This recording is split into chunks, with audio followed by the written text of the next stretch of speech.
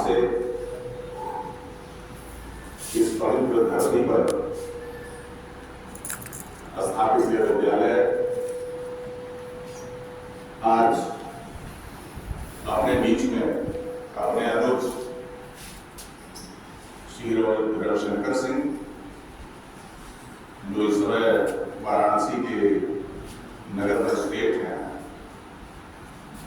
उनको पाकर के बहुत प्रसन्नता और गौरव का अनुभव कर रहा है।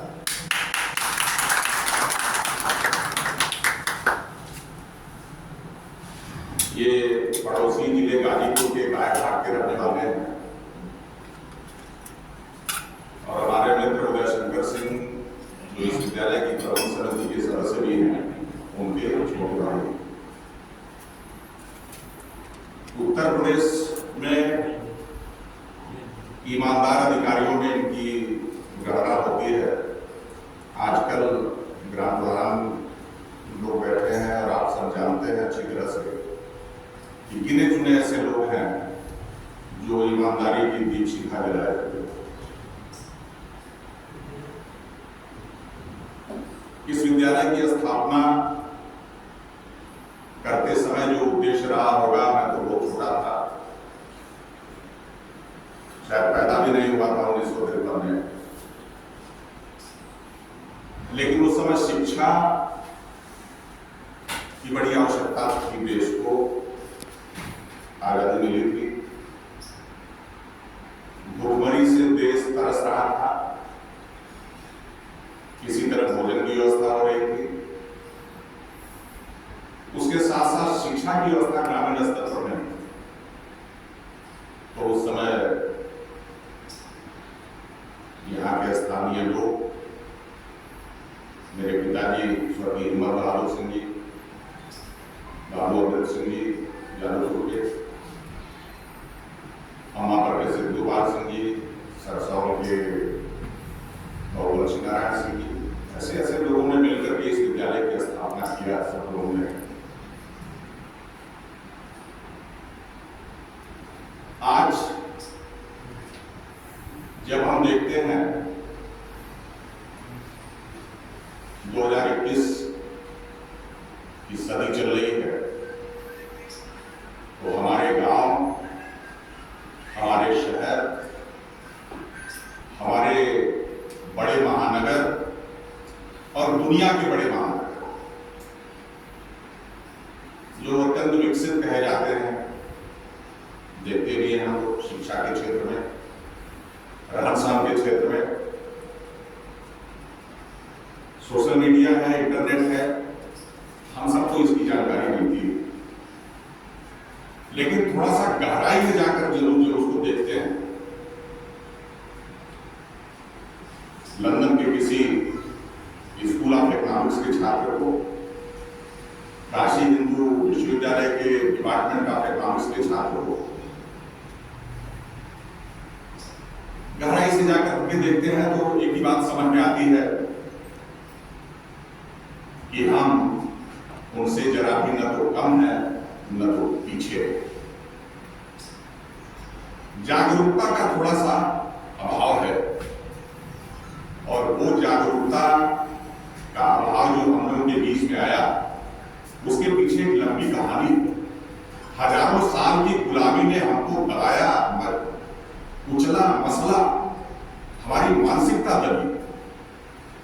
लेकिन पिछले कुछ वर्षों में उस मानसिकता को ढाक दिया राष्ट्रीय सरकार ने। नई शिक्षा नीति आई, अब नई शिक्षा नीति को लागू करना है। हमारे शिक्षक इस विद्यालय के जो पहले से कार्यरत हैं और अभी कुछ 9-10 शिक्षकों की नियुक्ति हुई है। एक ही बात मैं सबसे कहता हूं और इस बात को सब लोग समझते हैं, इस विद्यालय में प्रवेश लेने वाला हर एक छात्र हमारा मुख्य अतिथि है।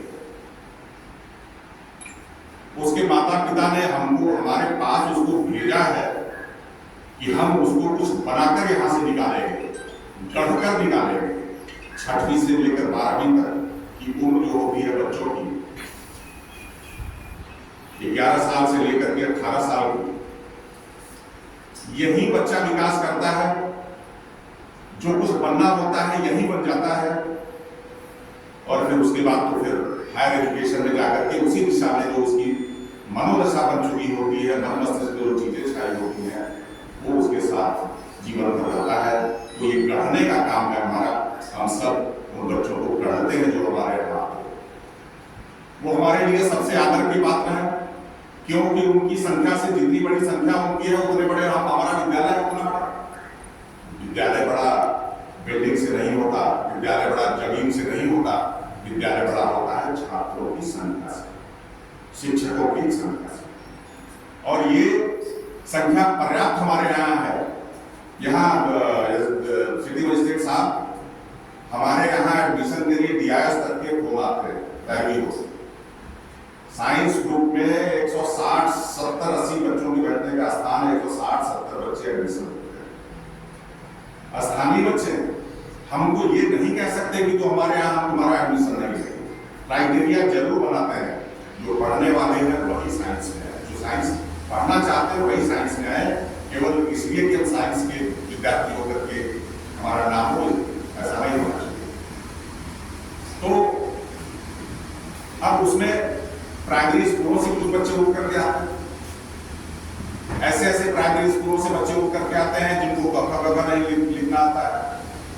6वीं क्लास में जो बच्चे हमारे यहाँ एडमिशन लेते हैं उनको 6 महीने बाद उनका टेस्ट करवाते हैं, उनको 3 भाग में बांटते हैं, जो बच्चे 6वीं लायक हैं, जो बच्चे 6वीं लायक नहीं हैं, जो बच्चे एकदम अनपढ़। 6वीं लायक है तो उनको रेगुलर क्लास है ही, लेकिन बाकी 2 क्राइटेरिया के बच्चों को 2-2 बच्चे, 3-3 बच्चे हर शिक्षक को बांट देते हैं कि वो बच्चों को 6वीं क्लास लायक बना देगा।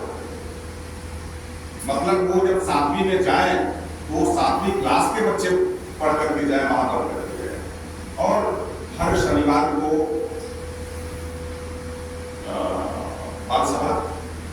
बाल सभा में विशेष रूप से नैतिक बात, नैतिक चरित्र उनका जो है ऊंचा हो, सत्य बोलने की आदत हो, धर्म पर चलने की आदत हो, अपने माता पिता का सम्मान करें, समाज का सम्मान करें, स्वच्छता हो, इन सब विषयों पर जो है बाल सभा चर्चा हो।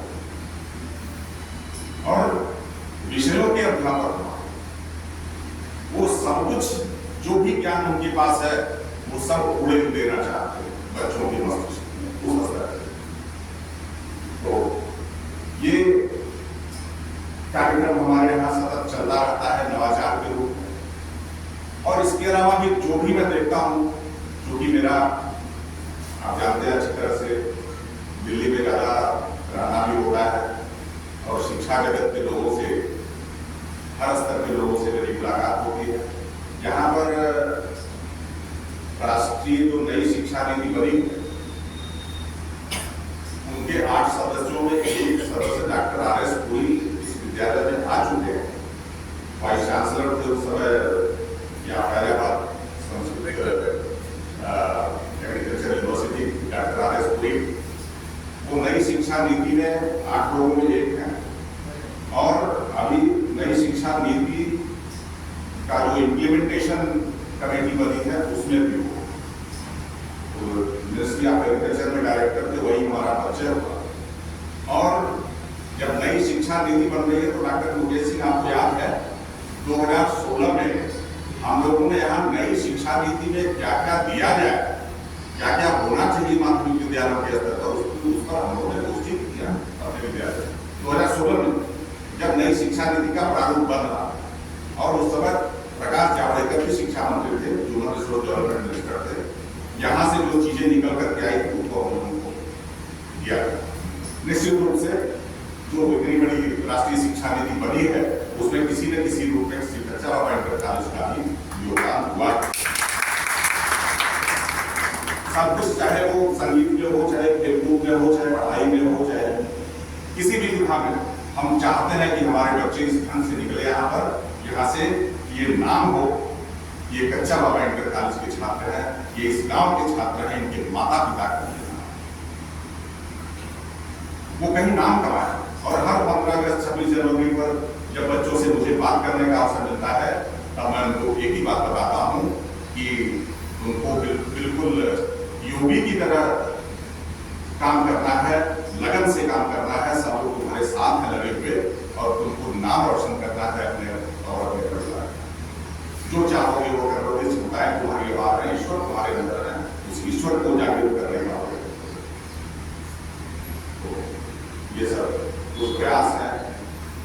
अभी नीचे जो इसका जिस पट का उद्घाटन हमने करवाया, मेरे मन में विचार आया, मैं दिल्ली में था और एनसीडीसी में आए हुए हैं, वहाँ राष्ट्रीय सहकारी विकास निगम भारत सरकार के सहकारिता मंत्रालय का सबसे बड़ा उपक्रम है, उसी के माध्यम से सहकारिता की सारी नीतियां और अर्थव्यवस्था हो, उसमें डायरेक्टर उसी में 8वें मंजिल पर गेस्ट हाउस है, नीचे 7 मंजिल ऑफिस है, लिफ्ट के पास लगा हुआ है एक बोर्ड छोटा सा लगा हुआ है, इतना बड़ा, उस पर एक अंग्रेजी का शब्द लिखा जाता है, उसके नीचे हिंदी का शब्द। वो मुझे देख करके ध्यान में आया कि अगर मैं ऐसा बनवा दूं अपने यहाँ विद्यालय में, तो हमारे सारे बच्चे जो है वो 6वीं क्लास से लेकर 12वीं तक इधर आएंगे, उनका शब्द ज्ञान बढ़ता चला जाएगा। और शब्द ज्ञान वो है जो हमें पशु से मनुष्य बनाता है।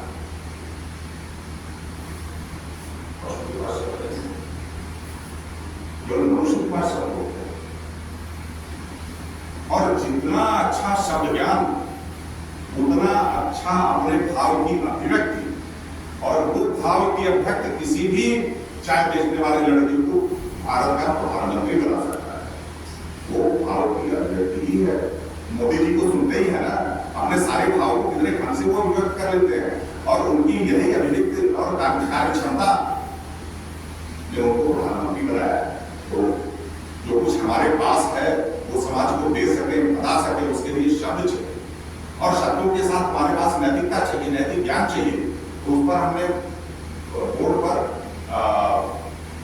जो अंग्रेजी के हमारे यहाँ प्रवक्ता हैं सुबोध प्रसाद जी सामने बैठे हैं, या अंग्रेजी के शब्द इनको लिखना है या एक रोक कर लिखना है। संस्कृत के प्रवक्ता है, वो संस्कृत के शब्द उसका भी ज्ञान होना है बच्चों को, और हिंदी के प्रवक्ता जो है सुभाषित वाक्य लिखेंगे, प्रतिदिन या 1 दिन 2 दिन रोक करके जैसी सुविधा हो, ताकि वो बच्चों के दिमाग में जाए, कहीं न कहीं कभी न कभी कुछ तो जाएगा। अरे 1 साल में अगर 10 शब्द सीख लिए तो वो तो स्कूल की पढ़ाई से बाहर का शब्द हुआ था, और 1 साल में अगर 1 सुभाषित वाक्य उन्होंने अपने जीवन में उतार लिए तो क्या हो जाएंगे इसकी कल्पना कर सकते, और 10-20 उतार दिया तो कहाँ चले जाए।